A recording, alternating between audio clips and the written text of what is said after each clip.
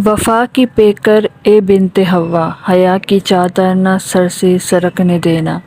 कठिन हो जितनी भी मुसाफ़तें, न खुद को कभी तुम भटकने देना। तुम्हारी इज़्ज़त तुम्हारी हुर्मत, इसे कभी ना उजड़ने देना। नए ज़माने की तेज़ हवाएं तुम्हें कभी भी छू न पाएं। आंधियों में भी संभल के रहना, वफ़ा की पेकर ए बिन्ते हव्वा।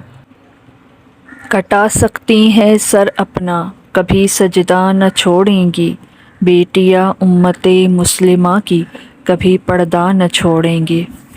शुरू अल्लाह के नाम से जो बड़ा मेहरबान निहायत रहम वाला है। अस्सलामुअलैकुम वरहमतुल्लाहि वबरकातुहू। उम्मीद करती हूँ आप सब ईमान और सलामती की बेहतरीन हालतों में होंगे। मेरी अल्लाह सुब्हानहू व तआला से दुआ है कि वो आपको हमेशा अच्छे हालों में रखे। वीडियो शुरू करते हैं उससे पहले आप सबसे गुजारिश है कि अगर आपने अभी तक मेरा चैनल सब्सक्राइब नहीं किया तो पहले मेरे चैनल को सब्सक्राइब कर लीजिए, बेल आइकन को ज़रूर प्रेस कीजिए ताकि आने वाली नोटिफिकेशन बर वक्त आपको मिल सके, और अगर वीडियो पसंद आए तो उसे लाइक और शेयर करना ना भूलें। सूरह अहज़ाब आयत नंबर 33 में अल्लाह ताला फरमाता है, मजबूती से अपने घर में टिकी रहो। आप सल्लल्लाहु अलैहि वसल्लम ने फरमाया, औरत छुपाने की चीज़ है, और जब वो घर से निकलती है तो शैतान इसे ताकता झांकता है, और वो अपने रब से ज़्यादा करीब उस वक्त होती है जब वो औरत घर में महफूज होती है।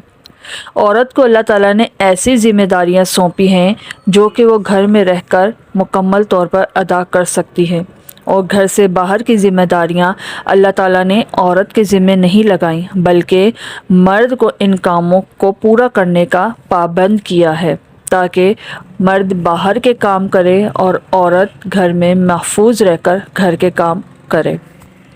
लेकिन ज़रूरत के वक्त इस्लाम ने इसे हया और पर्दे के साथ बाहर जाने की भी इजाज़त दी है, जैसा कि तालीम और अगर ज़रूरी हो तो हुसूल रिज़्क़ के लिए।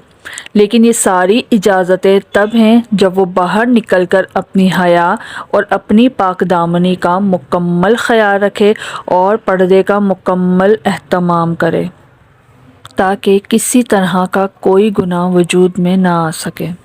औरतों को सिर्फ बाहर नहीं बल्कि घर के अंदर भी पर्दे का हुक्म दिया गया है। अब घर के अंदर पर्दा कैसा हो? घर के अंदर के पर्दे को सतर कहते हैं। इससे मुराद दुपट्टा समेत वो लिबास है जो औरत के तमाम जिस्म को छुपा ले, सिवाय उसके चेहरे और उसके हाथ पाँव के।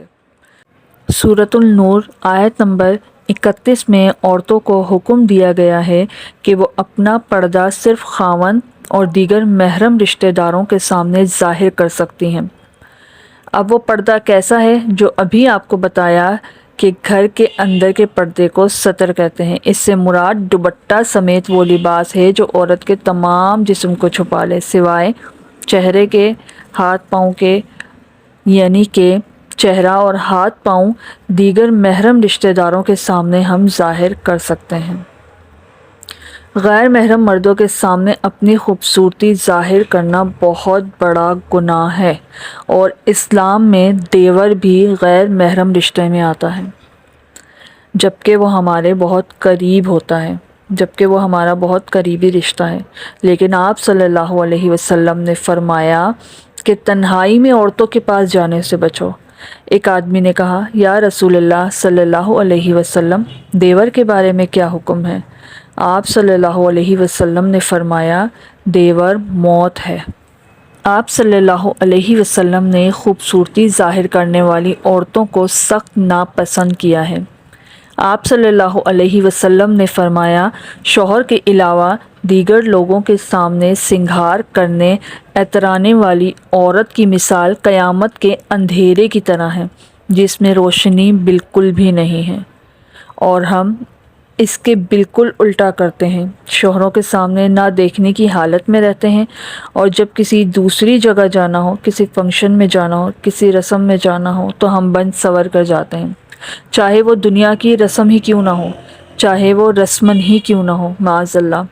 और लिबास के हवाले से ऐसा लिबास पहनना जो औरत के सतर के किसी भी एक हिस्से को ज़ाहिर करे, मिसाल بغیر بازو یا آدھے بازو کے کپڑے پہننا، باریک یا چست لباس پہننا، جینس کی پینٹ پہننا، ٹی شرٹ وغیرہ پہننا یا دوپٹے کے بغیر گھومنا، چاہے گھر کے اندر محرم رشتہ داروں کے سامنے ہو یا گھر کے باہر نامحرم کے سامنے، یہ سب پہننا ہر حال میں ممنوع اور حرام ہے۔ اسلام ان سارے لباس کو پہننے سے منع کرتا ہے اور اسلام نے اسے حرام قرار دیا ہے۔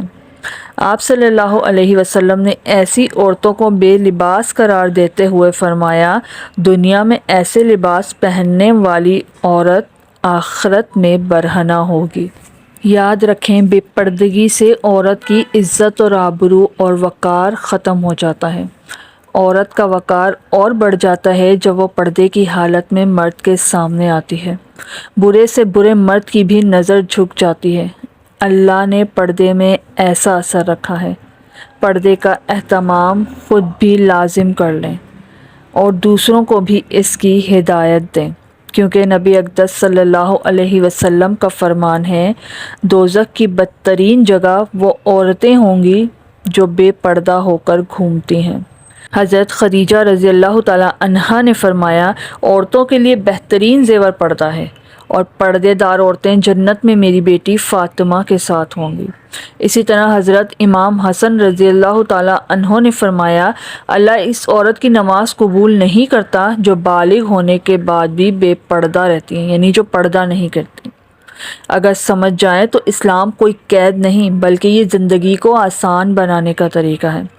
آپ اگر پردہ کریں گی تو بہت سی باتوں، بہت سی برائیوں، بہت سے گناہوں سے بچ جائیں گے، کیونکہ حجاب کرنا دقیانوسی ہونے کی مترادف نہیں ہے، بلکہ حجاب کرنے والی عورتیں اسلام کی شہزادیاں کہلاتی ہیں۔